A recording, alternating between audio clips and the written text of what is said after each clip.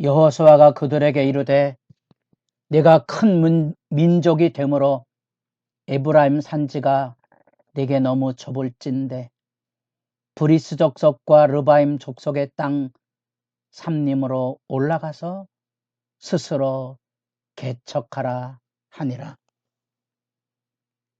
새벽을 깨우는 거룩한 기도자 여러분, 주님을 만나는 영광을 품고 믿음의 선한 싸움으로 이 땅의 삶의 자리 곳곳에서 하나님의 나라의 영광을 증언하고 어둠에 매인 시대 안에 빛의 복음을 열어서 하나님의 은혜와 사랑이 흐르는 하나님의 나라를 열어가는 일에 복된 역사를 이루어가기를 소망합니다. 오늘 우리가 읽어갈 하나님의 말씀은 여호수아 17장 7절에서 18절까지 말씀으로서 드디어 유다 지파에 이어서 요셉 지파의 땅 분배 이야기입니다.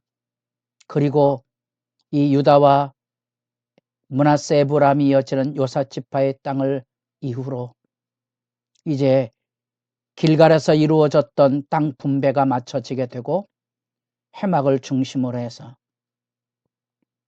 땅 분배에 참여하지 않았던 7지파를 책망하여 산한 열심을 갖도록 일깨우는 이 분야, 이 부분을 이어져 여호수아가 땅 분배를 마치고 또다시 도피성 이야기를 들려서 마지막 결론으로 이어가는 13장에서 21장까지의 단락을 이어가고 있습니다. 이 단락 안에 우리는 어제 말씀을 살펴본 요셉 자손 에브라임에 이어서 므낫세 지파의 땅 분배 이야기, 유다 지파를 통하여서 한 성 한 성 소중한 믿음의 가치를 일깨워 주고 있다면 이제 그 이후에 요셉 자손의 에브라임 므낫세 그리고 7지파에 이르면 간단한 계략과 경계들만을 언급하고 마칩니다. 그렇다고 해서 그 땅이 소중하지 않다는 얘기가 아니고요. 그 땅, 성읍 하나하나 하나님의 뜻이 담겨져 있다는 사실을 유다 지파의 성읍 이야기로부터 읽어야 되고요. 아마도 12지파 모두를 그렇게 소개했다면 여호수아가 50장도 넘을 겁니다. 다시 말하면 성경은 우리에게 전하고자 하는 하나님의 신앙의 메시지를 담고 있다는 사실을 잊지 마셔야 합니다. 그래서 말씀에 대한 진지한 묵상과 성찰이 필요하고요. 드디어 가장 강대하고 장자권의 리더십을 가지고 있었던 유다 요셉 자손의 땅, 이 광역 지역의 지파 세력, 어쩌면 약속의 땅에 가나안 땅에 믿음의 역사를 이룰 유다와 에브라임과 므낫세 지파의 이야기 안에 쫓아내지 못했다는 시험거리.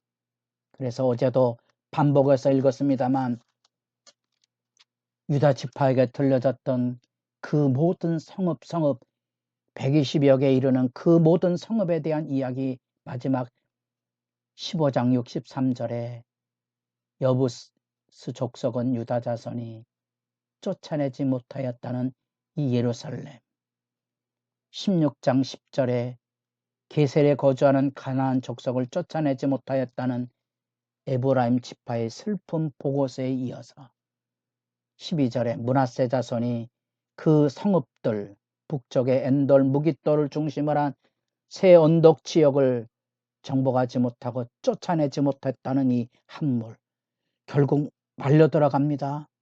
그곳에 물려 들어갑니다. 가나안 문화에 다시 이스라엘 백성이 쫓아내지 못함으로 그들의 종교, 그들의 신앙, 그들의 문화, 그들의 생각에 물려 들어가는 거죠. 눈물 나는 호소이고요. 역사의 교훈입니다. 제가 자주 한 세대 전 50년대 이야기를 했습니다. 공부 잘하는 아들은 의대 법대 보내고 공부 못하는 아들은 신학교 보내는 이런 세상 문화의 교회가 시험거리를 두었고 그곳에서 무너지는 거죠. 얼마나 울어야 됩니까? 얼마나 울어야 됩니까? 여러분 기억납니까? 시간이 없어서 절절맵니까? 그래서 기도할 시간도 없습니까? 네. 말려 들어갑니다. 교회에서 높은 자리 차지하려고 하지 마십시오. 교회는 높은 자리 없습니다. 교회의 높은 자리는 섬기는 자리입니다. 교회 들어와서 돈 달라고 기도하지 마십시오. 그거는 돈, 재물신을 섬기는 거지 하나님을 섬기는 게 아닙니다. 예수님이 경고했던 대로 하나님과 재물 둘 중에 하나는 선택하십시오. 여러분들이 쫓아내지 못하면 여러분 믿음도 교회도 돈 숭배하느라고 말려 들어가고 물려 들어갈 것입니다. 그것에 대한 경종입니다. 그 경종을 잘 보여주는 사건이 여기 나옵니다. 17장 14절. 요셉 자손이 여호수아에게 말하여 이르되 여호와께서 지금까지 내게 복을 주심으로 내가 큰 민족이 되었습니다. 얼마나 감사합니까? 얼마나 고맙습니까? 얼마나 큰 은혜입니까? 당신이 나의 기업을 위하여 한 제비 한 분깃만으로 내게 주시면 어찌함입니까? 어떻게 한 분깃만 줍니까? 두 분깃을 줘야 되지 않겠습니까? 실제로는 에브라임, 므낫세 두 분깃 아닙니까? 근데 왜 한 분깃이라 그럽니까? 큰 에브라임이 지파의 세력을 잃었고 므낫세 지파도 숫자가 많은 강력한 지파입니다. 5만 6만을 넘어가는 유다 지파에 이어서 강력한 세력을 가진 지파입니다.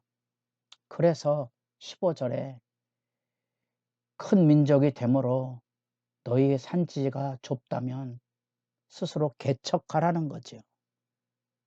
뭔 이야기인지 금방 눈을 뜰 수 있겠죠. 좁다고 말하지 말아라. 개척할 땅이 많지 않느냐. 거기 브리스 족속, 르바임 족속 얼마든지 그러자 요셉 자손이 말합니다. 산지가 우리에게 좁을 뿐 아니라 골짜기 땅에는 사람들이 살기 좋은 골짜기 땅에는 철병거가 있다는 겁니다. 퍼뜩 떠오르셔야 되잖아요.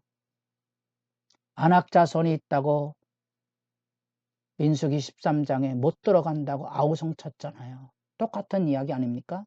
철병거가 있어서 골짜기 땅은 차지할 수 없다는 겁니다. 요셉이 말합니다. 너는 큰 민족이요 큰 권능이 있은즉 한 분깃만 가질 것이 아니라 그 산지도 내 것이 되리니 개척해라. 철병거를 가졌을지라도 능히 쫓아내리라. 우리가 자꾸 하나님 앞에 교회를 섬기면서도 없다고 말합니다. 못한다고 말합니다. 왜 그럴까요? 믿음의 문제죠. 나 혼자라도 얼마든지 할 수 있습니다. 기도하시고요. 믿음을 쏘나가십시오. 갈렙처럼 써내려가십시오. 거기 안악 자손이 있어도 싸울 수 있습니다. 이겨낼 수 있습니다. 승리의 약속이 있지 않습니까? 이 철병거 얘기는 사사기 1장에 가보면 또다시 반복됩니다. 아마도 연대상의 여러 가지 추정하는 수치, 규범이 다르지만 아마 이 시대 안에 이 골짜기에 철병거가 그렇게 많지는 않았을 겁니다. 일반적으로는 블레셋 사람과 저 북방의 히타이트 족속으로 알려진 헷 족속들이 일부 철 기술을 가지고 있었을 뿐이지 그저 도구나 바퀴나 만들고 도구나 만들 뿐이지요. 사울 시대나 가야 다윗 시대나 가야 이 철 문화가 확산이 돼 가죠. 그렇다면 능히 싸울 수 있음에도 불구하고 그들은 자기들이 크다는 거, 더 많이 가져야 되겠다는 이런 욕심은 불신앙의 아픈 이야기죠. 오늘날 교회당에서 이루어지는 대부분의 일들도 이런 얘기 아닙니까? 슬픈 이야기입니다. 여기 에브라임 산지고 여기 므낫세가 차지하고는 중앙산지의 마지막에 이 길보아 산입니다. 여기는 이제 평야 지역입니다. 여기는 철병거가 다닐 수 있죠. 이 중앙산지는 철병거가 효과적인 전략품이 아닙니다. 얼마든지 개척해 갈 수 있다는 겁니다. 이 넓은 땅을 차지하고도 요셉 자손이 이 에브라임 지파를 앞세워서 더 많은 땅을 차지하려고 하는 겁니다. 눈에 보이십니까? 눈에 보이십니까? 악의 선연함을 여러분 보고 있습니까? 못한다 그러면 말려 들어가는 겁니다. 할 수 있다고 갈렙처럼 고백하며 살아야 되죠. 하나님이 함께 하시면 얼마든지 여러분 할 수 있습니다. 믿음의 기도를 하십시오. 없다 그러지 마시고 가진 것으로 충성하십시오. 하늘의 역사가 일어날 것입니다. 바로 이것이 갈렙을 통하여서 땅 분배가 이루어지는 첫 번째 주자로 나온 이야기고요. 마지막 19장에는 여호수아는 좋은 땅을 차지한 사람이 아닙니다. 산지의 척박한 땅을 가지고 분배를 마칩니다. 여호수아와 갈렙도 사람들이 차지하지 않는 험한 땅을 차지하고 도전했다는 거죠. 그리고 마쳤다는 겁니다. 이 요셉 자손의 불평의 이야기를 통하여 하나님 앞에 엎드려지는 시간이 깊어질 수 있기를 바랍니다.